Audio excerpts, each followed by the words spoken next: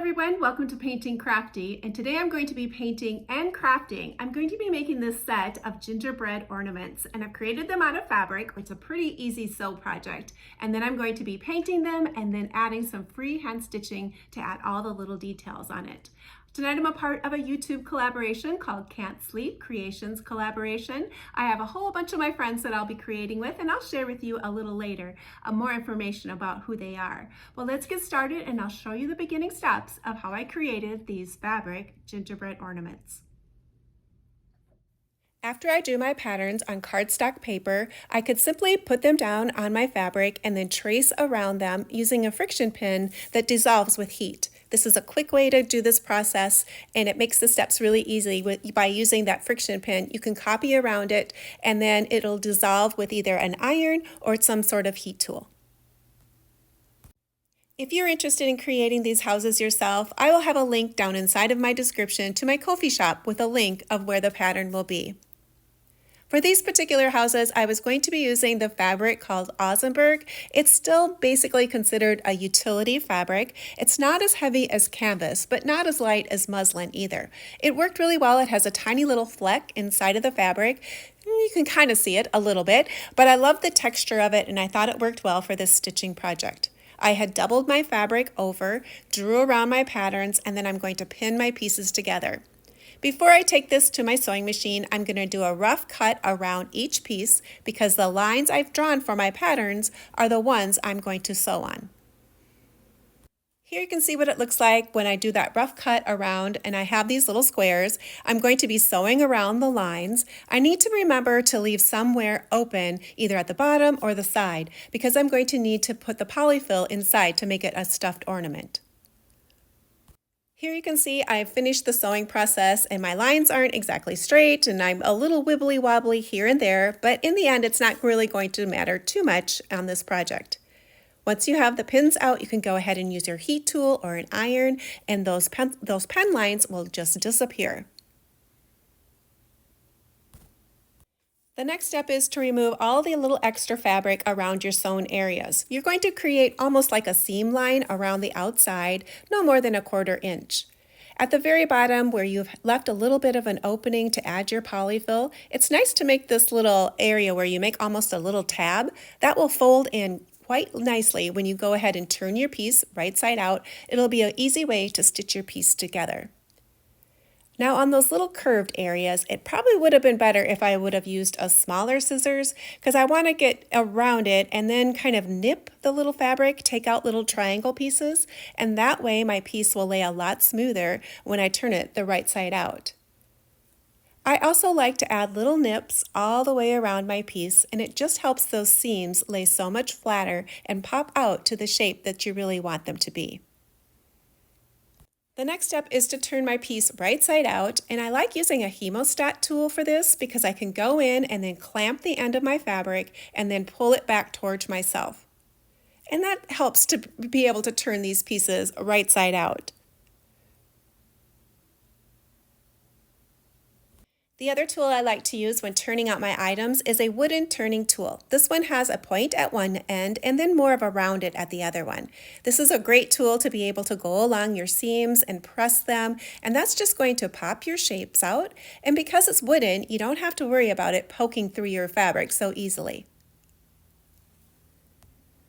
The next step is to add the polyfill, and I like using the hemostat tool for this too. I can kind of roll it up like a piece of cotton candy and then push it down to the very far tip. It helps keep that stuffing right inside of that tool and gets it to that far end. When you're stuffing your pieces, you're probably going to use more stuffing than what you thought you were, and just when you think you have enough, you probably need to add a little bit more. The important thing is to use small pieces, so then you have a nice rounded item in the end. You can always pack your piece, give it a little bit of a massage to get rid of some of the lumps and bumps, but if you use the small pieces, use your hemostat tool and push your polyfill into those far corners and pop your piece out, you're going to be very happy in the end of how it looks like. To close the bottoms up, I just use some regular sewing thread and a needle, and I just hand stitch the bottoms closed. Now that all those steps are finished, I can go ahead and add my coffee stain. I take 3 tablespoons of instant coffee and mix it with 1 cup of warm water. I use a chip brush to put this on. I did notice with this fabric, after I put my first layer on, it started to dry quite a bit lighter, so I added a second layer over everything before I took it to my oven to bake at about 200 degrees. Once I have the layers on, I need to wipe the puddles off, and then I need to make sure I have them turned the direction I want them shown, because the back sides will have a slightly darker area after they bake in the oven. And this is what they look like after they're baked. You can see those little dark spots, but that color has really lightened a lot, so what you see when it's wet won't be what it looks like when it's dry. Now it's time to draw the patterns onto my pieces. I'm going to be using a small chalk pencil. I'll have a link down inside of the description box of some of the items I use if you're interested in checking them out for yourself. I'm going to use the chalk pencil and just basically hand sketch in the items that I drew on my patterns.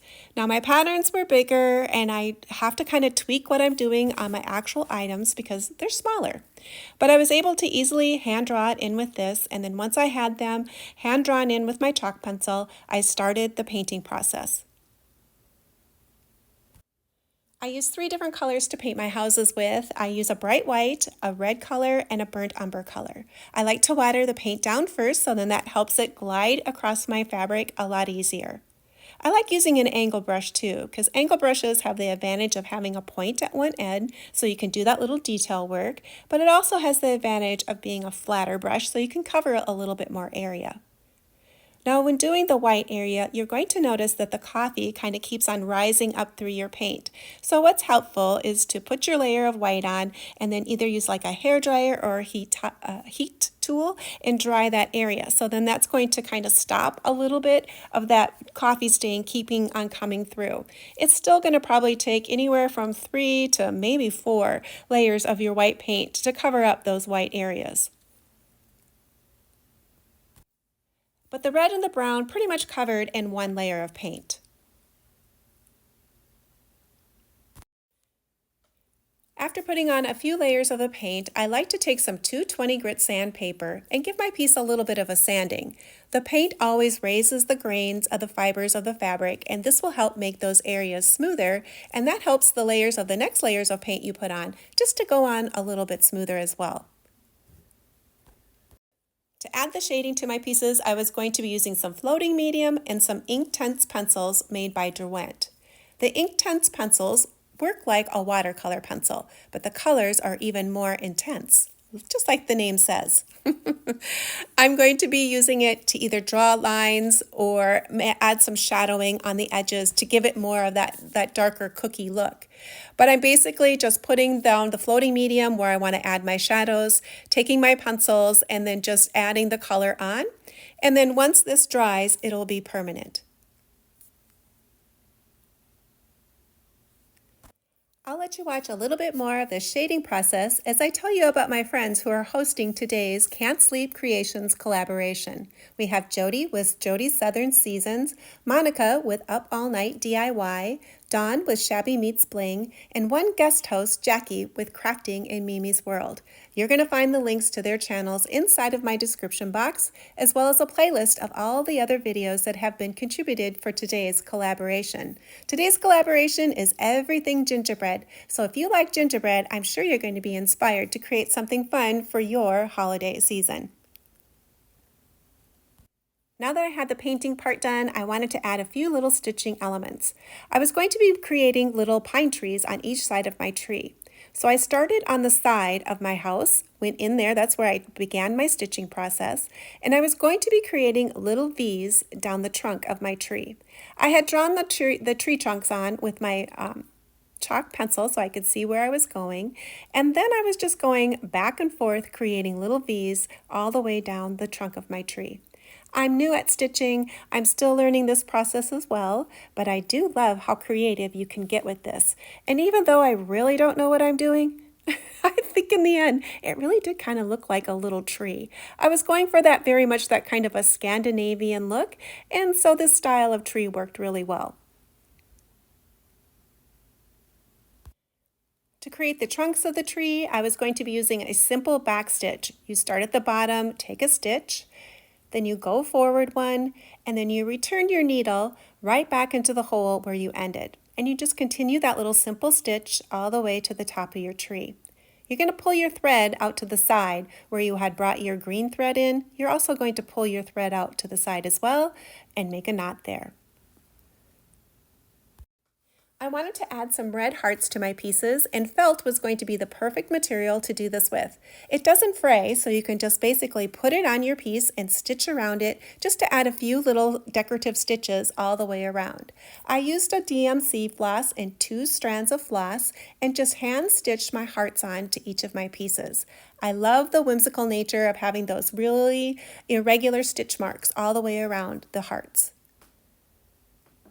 To add the next layer of detail to this gingerbread house, I wanted to add some lace. I had an old tablecloth, so I cut a little bit of that lace off of it, and I decided to use some red and white packing string to go ahead and thread that on with.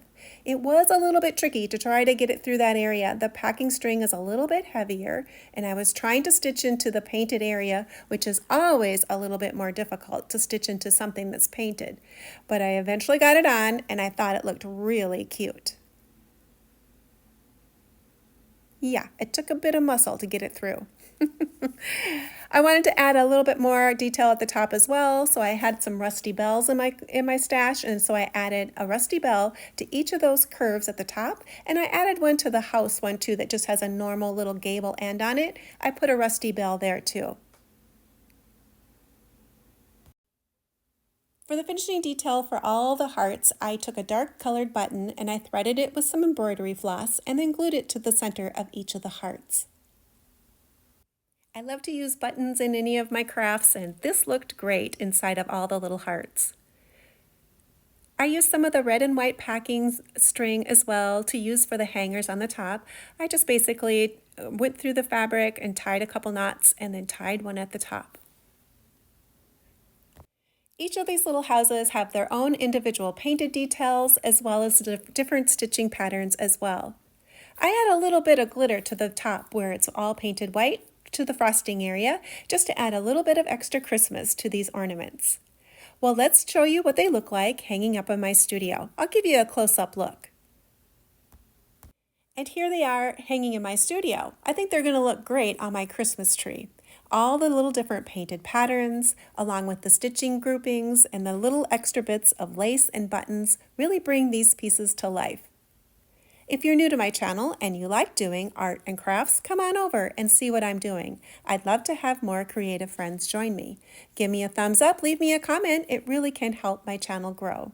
If you enjoyed this tutorial, here's a couple more you might want to check out.